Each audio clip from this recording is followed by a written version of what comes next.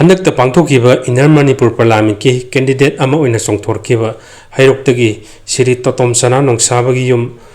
Licypriya कांगुजमना sponsor तौरगा मियामदगी मतेंग लौरगा साजरखिबा yum अदु संगाखरे अदुगा हाइरिबा थौरम अदुदा Licypriya कांगुजमना थमोइनुंगी ओइबा Y खरा मियामदा थमखरे हाइरिबा video असी लोइबा फावगदंग मियंग तामिनसि मैम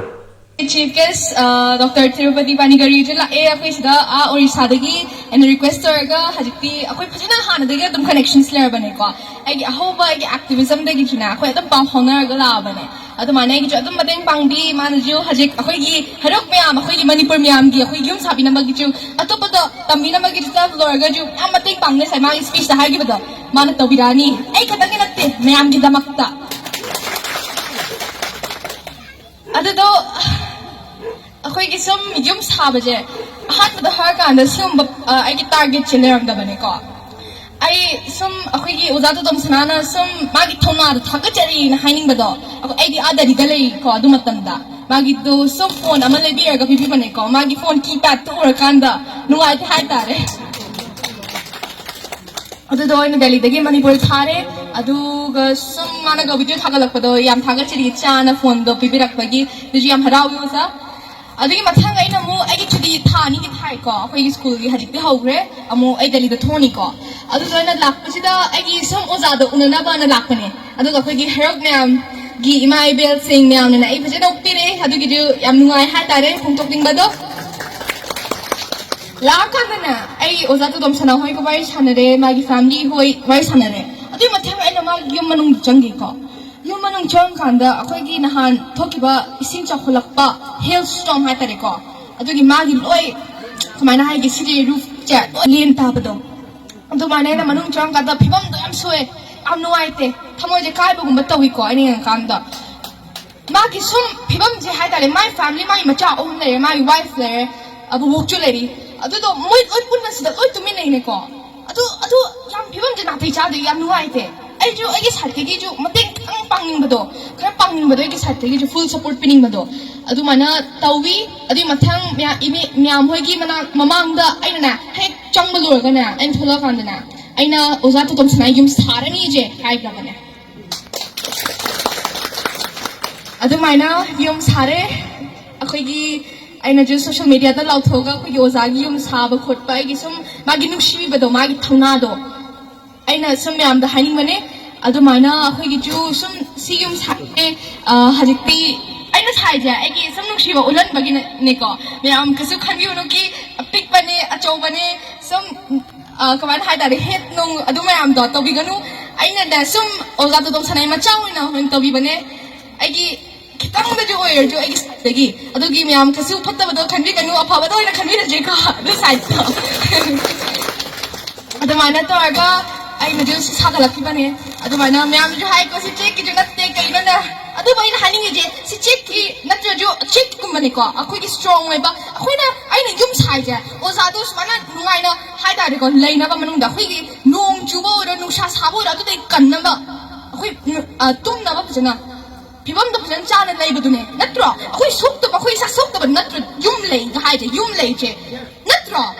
युम जाओ जाओ तोखरने अदुदी कसु अदु ओइदेना इंपोर्टेंट मरु ओइबा पोत नत्ते अखोई सुक्तबा अखोई सा सुक्तबदो अखोई ह्यूमैनिटी और अखोई नोंग ताबो और अखोई नुक्सा साबो और अदुदगी अखोई सा कन्नबदो अदुदुने मरु ओइजे अदुदो स्वाददी अस नोंग तागा युइदना अखोई ओजादो हरिति युरोय नुआतु मगी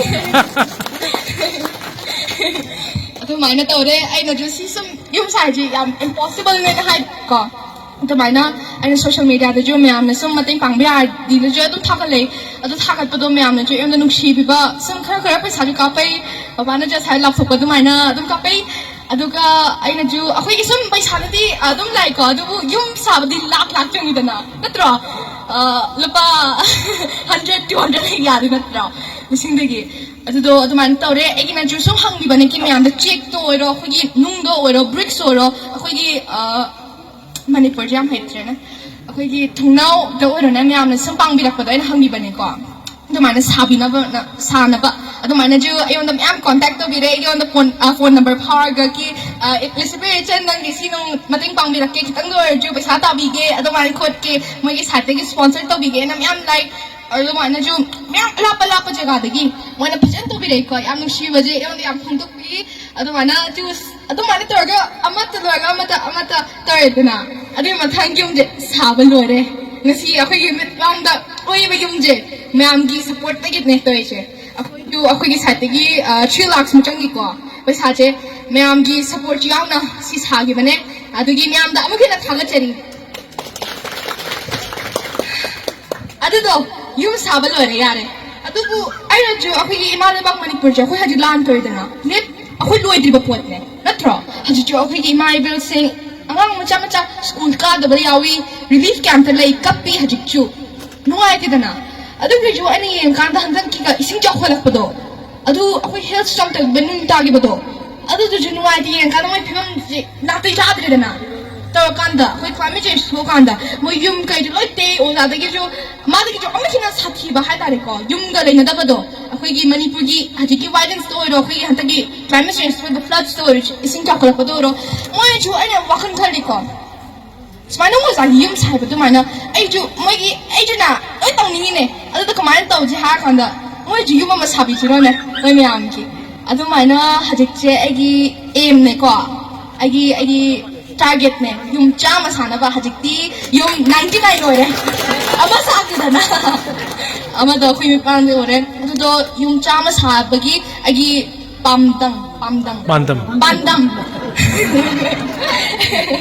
पांदम ने को युम चामा सानबगी गी पांदम जे अखोगी हंतकी violence da मैम की victims तो अखोई हंतक इसिंग चाखलकीबा हंतक हेल्थ जॉब दबा climate change दगी सोकी मैम की under privileged पैसा पाय द मी मैम की हंतक victims तो की बजे land के ओरो floods के ओरो इसिंग चाखलकी ओरो मोई की युम जे कितंग द जो ओर जो मोना कितंग द अखोई मसा सोकते नबा युम दो मोना युम अमा कौना बना मोई की लेबी नबा एना सेम गिन तौरी इच्चू चिचेगी चिचेले आमखाले चिचे मखागे मागी मुयम सारानी अखोइगी अनि सुबा युम हाय तारे को मागी ना सारनी अदुगी जो नोंजु तारे ने अखोइगी हरा हरागे अदु माना म्याम छना हंदा केने युम चाम सादि जा अदुगी जो चिगी युम सेकंड ने को अदुगी जो म्याम मतेंग पांगबिरो आइना ngasi si yum ama side ozagi ma'am की सपोर्ट याव दबि दना साबा ngamo अदुगी म्याम की सपोर्ट चे नुंगसी बजे am दरकार ताई अखोइगी बुंग सिंग अखोइगी ददा होय ममा होयना अदुमान मतेंग पांगबा अदुमाइना हजिकचे अदुम फ्यूचर दजु अदुम तोबियो को आइना ngasi होय जे एक्टिविस्ट को होय जे पालुम दगा थो कइनो बा मांगी जे लीडर्स म्याम की चाहि दोइना म्याम की ना सपोर्ट याम दे तोरमा ngamo दबने अदुगी तोबियो आई किसी खतंग नहीं की रिक्वेस्ट है म्याम नुंगसी बदो कम कंटिन्यू तोबियो अदुमाइना युम चामजे आई सागनी हाजिनी अखोइगी मतम बुदि अदुम चंगिदना मतम चंगे चंगोइरो अदु तौने आई जे युम चाम सागनी अखोइ म्याम लैतबगी म्याम की दमक्ता आइना युम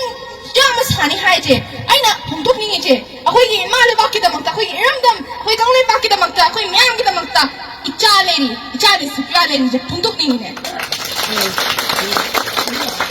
युम साबा खतंग नते आइना अतोपदा जो अदम मतेंग पांगबिरकनी म्याम दसु वाउनु हंतकी लांदो रो कोइ फ्लड्स ओरो आई लेरी जे फोंदोकनिङे अखोइगी हंतक जु आई जे ngरang खतंग ने को अखोइ जेरी बमदगी जो हलै जे अखोइ जो अखोइगी जेरी जे येंगनबा अखोइ गवर्नमेंट नंग चत्तेदना आइदी आई दो जो सुम फिबम दो कमेंट तौई खोलिदो जो एनी येंगबा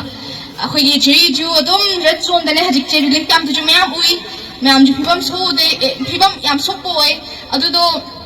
आइना हाइनिंग जे जिरी पमजा अखोइ जिरी जा अखोइ इमाले बाकी सरुकने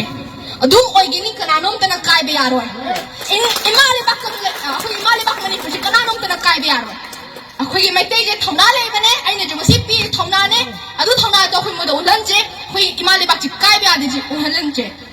अखोइ इमाले बाकी तमक्ता अखोइ पुन्ना अमतोना फाइट तौना जे अमतो ओइद्रिबु लाजे दुम जथगिनी अवाब दुम लाकिनी अदुगी अमतोना फाइट तौजे अदु ओइद्रिबु अमता ओइ बयागिरोय अदु म्याम दजु अदु गिजु रिक्वेस्ट तौनागे अखोइ अमत ओइना अखोइ इमाले बाकी दमक्ता फाइट तौजे नत्रो अखोइ इमाले बाकी दमक्ता अखोइ नंगसी हिंगिजे मैतै ओना हिंगिने नत्रो आई नंगसी हिंगिजे मैतै ओना हिंगिने अदु मैतै ओना जे सिगिनी अमुक्का हाइजेगे इमाले बाकी दमक्ता Ichali Sipriya Leri. Adum Zagini. Imalabak Manipur na yay for it, Kang Nipakimana yay for it, Hakachani. Imalabak Manipur na. Kang Nipakimana. Imalabak Manipur na. Tirupati Panigray na. Tirupati Panigray na. Amuka, tabi ko, song satigi. Song satigi. Imalibak kita mutta koi unity je, heruk kya damana, koi je unity je, yengan je me amda. Imalibak Manipur na. Imalibak Manipur na. Imalibak Manipur na. Tirupati Panigray sir na. Sa Tirupati na. Imalibak. Miyay pare. Takacheri.